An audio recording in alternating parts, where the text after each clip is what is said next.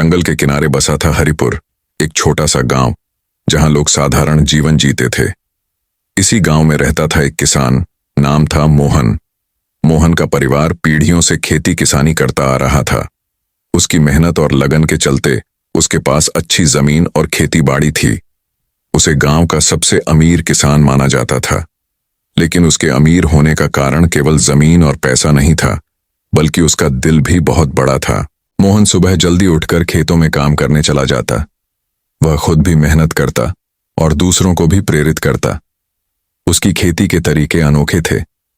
वह नई नई तकनीकों का इस्तेमाल करता और समय समय पर अपने खेतों में बदलाव लाता। गांव के बाकी किसान उसकी नकल करते और उसकी सलाह लेते।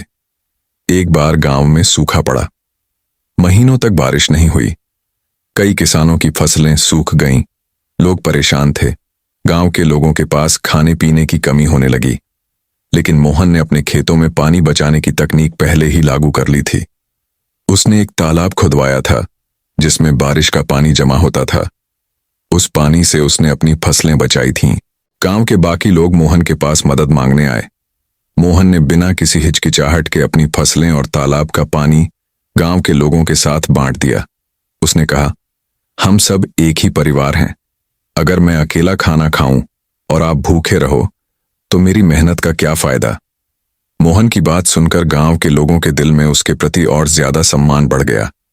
लेकिन मोहन के जीवन की असली परीक्षा तब शुरू हुई जब गांव में एक व्यापारी आया। वह व्यापारी शहर से आया था और उसने मोहन से कहा, तुम्हारी जमीन बहुत उपजाऊ है। अगर तुम मुझे अपनी जमीन बेच दो तो मैं तुम्हें बहुत सारा पैसा दूंगा। तुम शहर जाकर आराम से रह सकते हो। मोहन ने कुछ देर सोचा और फिर कहा, पैसा मेरे लिए सबसे बड़ी चीज नहीं है। यह जमीन मेरे पूर्वजों की देन है और मेरी पहचान है। मैं इसे छोड़कर कहीं नहीं जा सकता। व्यापारी ने उसे कई बार लालच दिया, लेकिन मोहन अपनी जमीन बेचने के लिए तैयार नहीं हुआ। उसने सोचा, अगर मैं अपनी जमीन बेच दूंगा तो मेरे गांव के लोग और मेरे परिवार का क्या होगा। मेरी जमीन पर न जाने कितने लोगों की रोजी रोटी चलती है।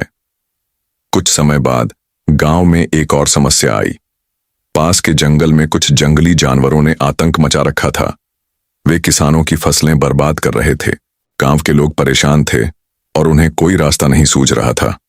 मोहन ने कहा, डरो मत, हम सब मिलकर इसका हल निकालेंगे। उसने गांव के सभी युवाओं को इकट्ठा किया और एक योजना बनाई। उन्होंने मिलकर जानवरों को जंगल के अंदर ही रोकने के उपाय किए। गांव के लोगों ने देखा कि मोहन हर मुश्किल घड़ी में उनका साथ देता है। उसकी वजह से गांव में एकजुटता बढ़ी। लोग अब मोहन को सिर्फ एक अमीर किसान नहीं, बल्कि अपना मार्गदर्शक मानने लगे थे। एक दिन मोहन के बेटे रोहित, जो शहर में पढ़ाई कर रहा था, गांव लौटा। उसने देखा कि उसके पिता ने अपनी मेहनत और ईमानदारी से गांव को नई दिशा दी है।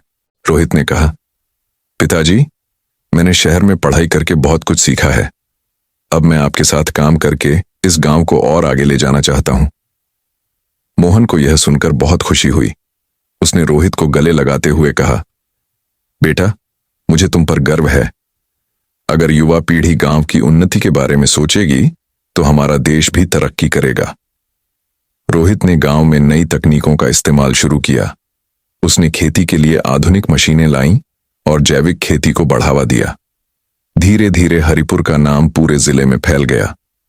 लोग देखने आते थे कि कैसे एक छोटा सा गांव आत्मनिर्भर बन गया है। मोहन और उसका परिवार अब और भी खुशहाल हो गया था। लेकिन उसकी असली खुशी इस बात में थी कि उसने अपने गांव और लोगों की भलाई के लिए जो किया, उसका परिणाम अब सबके सामने था। मोहन ने दिखा दिया कि सच्चा अमीर वही है जो दूसरों के साथ अपनी खुशियां और संसाधन बांट सके।